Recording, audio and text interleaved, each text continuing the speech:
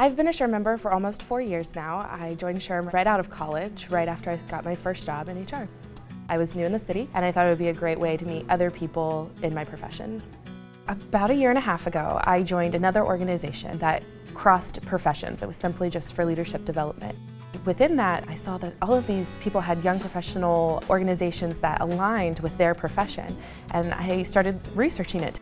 I had a few contacts at National SHRM, and I just called them. They gave us a little bit of startup money so we could host a happy hour. They allowed us to use some of their phone conferencing and their name, which is huge. They allowed us to use their mailing network, and that's really what launched us and got us off the ground. The very first meeting that we had 100 people show up, and it was an amazing turnout. But more importantly, it was everyone coming up to me thanking me for founding an organization that they felt they could align to. Now we have about 400 followers. We are hosting happy hours every other month, and it really showed me that I was able to make a difference for them and that I was able to start something and found relationships for them that they could continue throughout their whole career.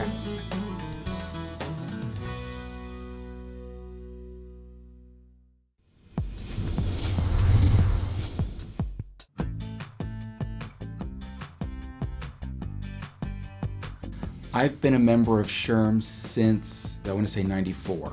And about 4 or 5 years ago, in a meeting of other HR professionals, one of the board members was talking to me and saying, are you a member? Yes. I don't really see you at the monthly programs. I was too busy.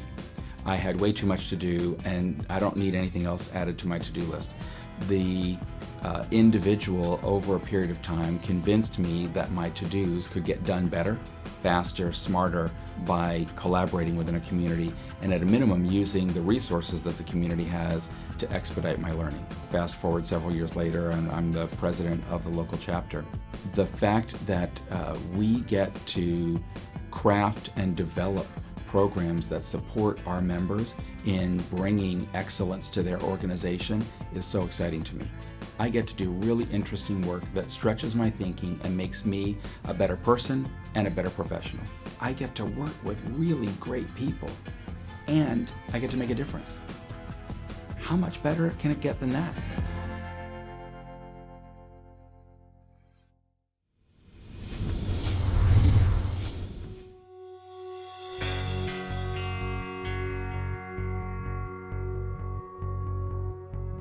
The original reason how I got into human resources is apparently I was too vocal as an accountant. Apparently I needed to be in front of people instead of calculators and computers all day, so I was the non-traditional accountant, but now the very non-traditional human resources person, as I'm very out in front of all the employees all day long. I'm actually a part of 2 local SHRM chapters, if you want to call it that. I actually live in Grand Forks, and they have a chapter in the HRA up there. And then I'm a part of the Fargo chapter, which is FMHRA here.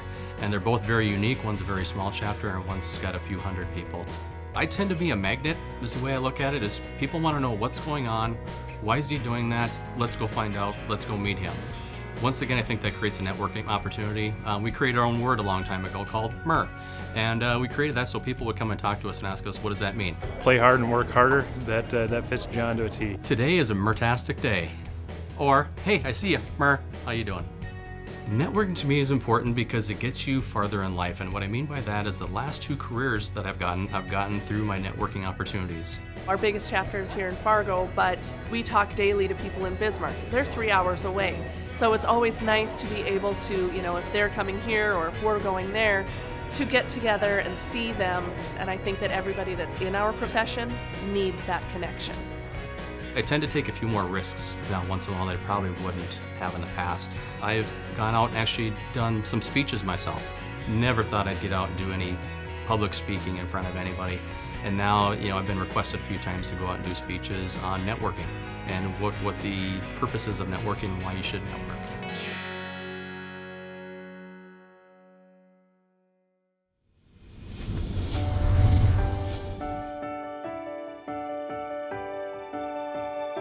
My first memory of SHRM was actually that my manager referred me to the local SHRM chapter and the class that was being offered to sit for the PHR exam. So when I found my Peninsula SHRM chapter in southeastern Virginia, I couldn't have felt more at home. It's a small, growing, vibrant chapter. We're constantly challenging ourselves with the types of speakers that we get, the types of activities that we have, and the offerings that we're trying to provide to our HR constituents. Through that engagement, I began to be involved with our Hampton Roads delegation to Congress. I began to start arranging events and outings. I started bringing groups of professionals up to the Capitol in Richmond, Virginia for a state legislative day. And I'm using all of that experience in my role in SHRM to get everybody else involved in sending letters, doing petitions, making phone calls. It's so important that we advocate on a daily basis in front of individuals and groups for the priorities that we share, the values that we have in common, and that we don't get distracted by all of the small side topics that we so often run into in the political discourse. We are the civil discourse representatives, I think. We are the people who bring not only knowledge and passion, but also a sense of civility to the conversation. So if I can encourage somebody to be involved, if I can encourage somebody to participate in the legislative process and in SHRM, I'm going to take that chance.